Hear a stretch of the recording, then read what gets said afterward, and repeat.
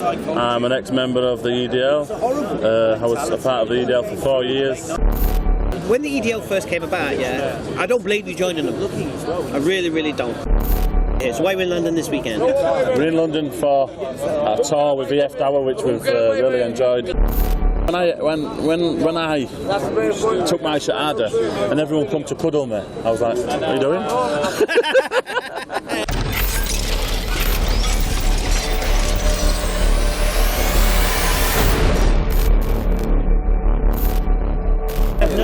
Okay, assalamu alaikum. I'm here with Isa. He's very, very good friends with Jordan we just spoke to, both from Leeds. He's like, remember Blue Pizza? Here's one we made earlier. Okay, so he's been now Muslim 2 years now, mashallah. 2 years? 2.5 years. 2.5 years, mashallah. He has an interesting past. He can tell you about that, no problem. I'm sure he's done it a lot of times. Yeah. So I'm just going to speak to him now and to see how his journey's going and how he's finding it, because it's all very fine in the first few weeks and everyone loves you and hugs you and all of these things. But with Islam, it's a lifetime way of life. So when you go home after hanging around with the boys, you're on your own. And these are the times where Shaitan, will do his tricks and stuff like that. So yeah, just give us a basic background. We know. You can give your EDL background. That's not a problem. Assalamu alaikum rahmatullahi barakatuh. My name's Chris.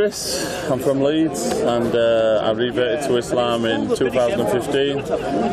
I'm an ex-member of the EDL. I was a part of the EDL for 4 years, marching against the Muslims, marching against Darren, obviously. The ginger converts. All those bullied at school, ginger converts. Bullied at school, had no ginger friends, converts. Lonely. Through emotional experiences, what happened in my past, growing up in a Pakistani dominant area, I became... There's a local nutcase from the park, or fruit cake. Run for the hills! Barking. Yeah, so I ended up joining the EDL and without reading the Quran and not reading any of the surahs of the Prophet ﷺ, and ended up having an art which was full of hate, and I ended up marching against, which we called Islamization, a takeover, a 5% of the population takeover. Now I've come away from all the hate and I was into a lot of drugs and alcohol. Now I'm clean, two and a half years clean of drugs, alcohol, sleeping with women. I don't work on the doors anymore. I'm married now, alhamdulillah, and it's changed my life in many ways. I get on with my family a lot more. I'm not arguing with my family anymore. My brother took Shahada. Talk to me now. Yeah. So, no, tell me this stuff. I want to know this stuff. So, you're taking Shahada, how the family reacted. At the time, did they react badly?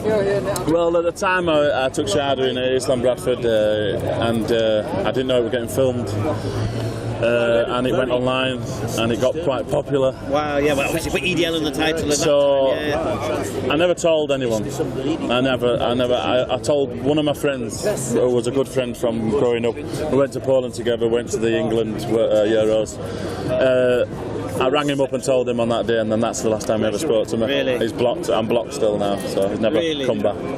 So that affected me a little bit. Then I'm getting phone calls left, right, and centre saying, "I've just seen a video online. Is it you?"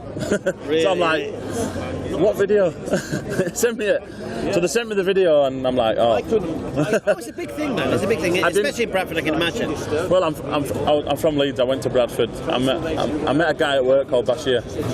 He didn't know I was looking into Islam, and I rang him out of the blue because I was speaking to him and spending a bit of time with him, just to understand. And I kind of like took him as like an understanding because he didn't push it on me. And I always thought the Muslims were here to convert. Sorry, I'm going to show you that. But I was just thinking about, this EDL thing.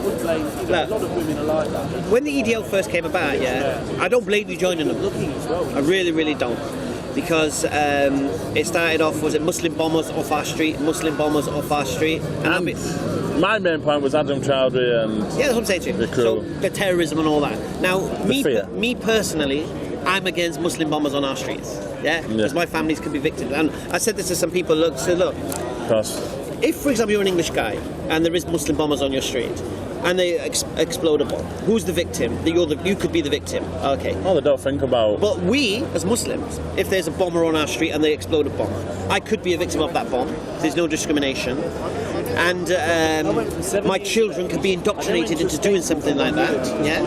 And I have to face the backlash of the locals thinking I'm responsible for that. So I've got three problems, yeah? And the really sad thing I felt about that was whenever there was a bomb, we Muslims were praying, oh please not a Muslim, not a Muslim, not a Muslim.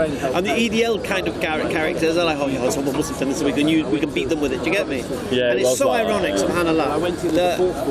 So like I said, I would have marched against Muslim bombers, and then you had the Muslim pedos, these grooming gangs and all that. I did a video about that. Yeah, I've seen that. It's opened a lot of my friends. Subhanallah. Yeah. See, I would march against that, and no problem. So if EDL were about no more bombers and Muslim pedos in that aspect, I'm with you. EDL, right? Yeah. But then it's no more mosques. Then it's ban the burqa. And here's the irony: you in one actually saying no more mosques, and then you're saying don't pray in the streets. Come on, man, what do you want us to do? Well, what we've got to recognise is when I joined the EDL, it was Ajum Chowdhury. When Ajum Chowdhury went to prison, it turned to the mosques. So you're right in what you're saying, because it went from Ajum Chowdhury off our streets to mosques. Do you get what I'm saying?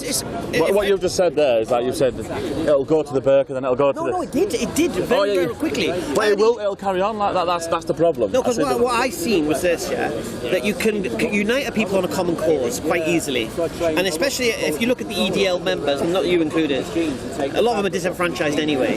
From what I've seen of the marches, yeah, and they felt a sense of belonging, this brotherhood, this camaraderie that they never really had before. Getting together. I think a lot of the football hooligans turned from because they couldn't be a football hooligan anymore.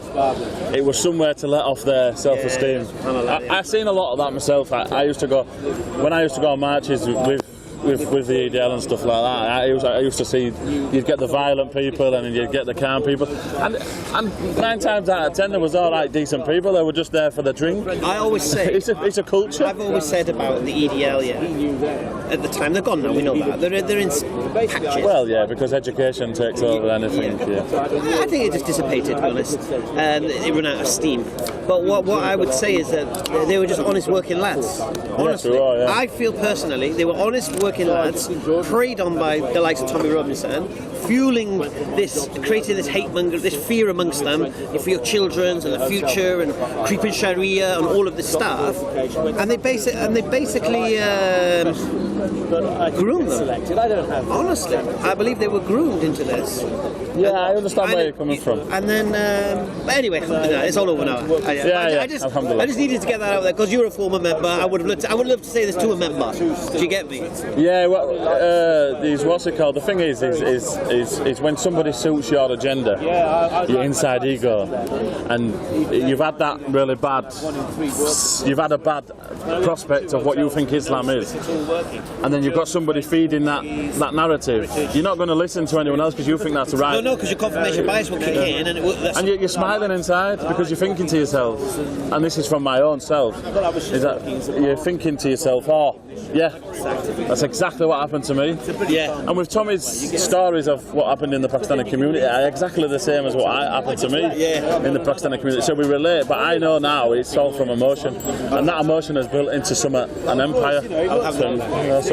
But at that time, when he was shouting Andrew Chowdhury, I agreed. I still agree. We shouldn't have people like Ajum Chowdhury on our street, but now we shouldn't have people like Tommy protesting his hate. Anyone who preaches hate, to be honest with you, has to be held to account. Yeah. You can't just do it. You can say free speech is one thing, but there's no such thing as let's leave the EDL alone. We've done the We've done the EDL. You're not there now. Alhamdulillah. Now you're here. So why are we in London this weekend? We're in London for a tour with VF Tower, which we've we've really enjoyed Jazakallah khair to Dalamai, Abbas and Imran for organising this event.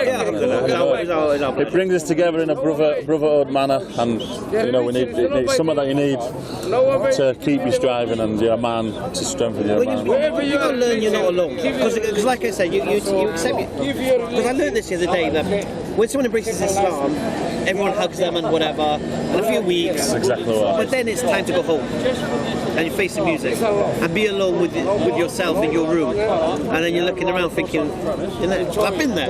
Well, from my perspective, when I took my shahada and everyone come to cuddle me, I was like, "What are you doing?" Because I'm from a background where we just touch it. Sometimes we don't even do handshakes from some of my friends. So it was more, "You all right, mate? You are, you know." But when they come and cuddle, you're like, "What are you doing?" Kissing you on the neck, you know. Whoa. None of that. So after, I gained a lot of Muslim brothers then. But what's it called? After a few months, it just goes. It will do. I now realise it's a test from Allah Subhanahu wa Taala. See, what you've got to do, you see, for any new Muslim, I would say this: when you first embrace Islam, it's like a surfer, right? And you've got to ride that wave, and you've got to take advantage of all positivity and all of those things, because it's gonna the wave is gonna go down, and you're gonna be back to reality, and then you're gonna start living your life again, going to your job again, dealing with your family again, paying your bills, all of these things. But you're not even accomplishing this new way of life. You get me? Yeah. So I always say is when you first embrace Islam, dive in, get into it. I did dive in, yeah, and start making your connections to the brothers. Do you get me? But don't expect them to hold your hand. That's one thing I did. Yeah, don't. Because what happens, you see, I expected if you embrace Islam and the brothers hold your hand, you feel secure, yeah, and you're like a child that's never let them walk on the road. You get me? And when that person lets hold your hand, you're now in a situation you don't know what to do. I'll tell you what I could leave you with, actually. What would your advice be to somebody who's been sparked into looking at Islam and interested in Islam? My advice is to go slow, take things baby steps, because trying to run before you can walk is... Go slow in what sense? When they become Muslim or before they're Muslim? You know, if they're looking into Islam and they've got that belief and the know inside, is that they straight away should take the shahada, not delay the shahada. But once you embrace Islam, it's not a race, it's a marathon. Allahu Akbar.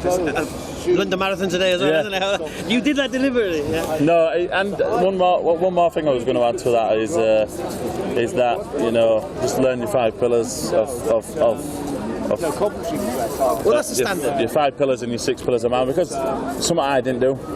Yeah. So. No, you've got to have a foundation. Because when you have a foundation, you can't build a house without a foundation.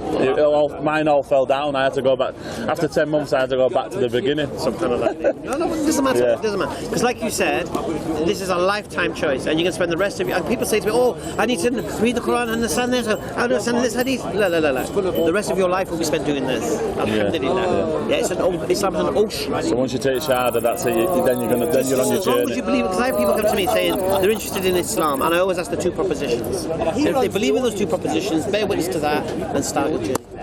Yeah. Chris? Jazakallah khair. Is it Chris or Isa? What do you prefer? Any. Oh, yeah. Same as me.